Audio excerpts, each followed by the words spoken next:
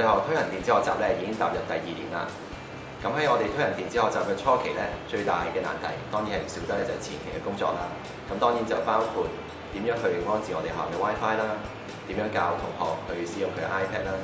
咁當然唔少得嘅就要揾翻我哋嘅出版商啦，揾翻我哋嘅電腦公司咧去提供一啲嘅專業嘅意見啦。咁今年我哋學校咧已經喺中文、英文、日文同法文咧推行呢個電子學習嘅。咁推行呢個電子學習嘅目的咧，主要係希望提升翻學生喺課堂嘅參與度，亦都希望提升翻佢哋學習嘅興趣。咁透過唔同嘅電子媒體啦，我哋希望能夠照顧翻學生嘅個別差異。咁長遠目標咧，我哋都希望咧係學生嘅書包能夠輕啲嘅。好，咁同大家咧係分享一下我哋英文科嘅教學啦。咁英文咧，我哋係用埋 Pearls Here 嘅。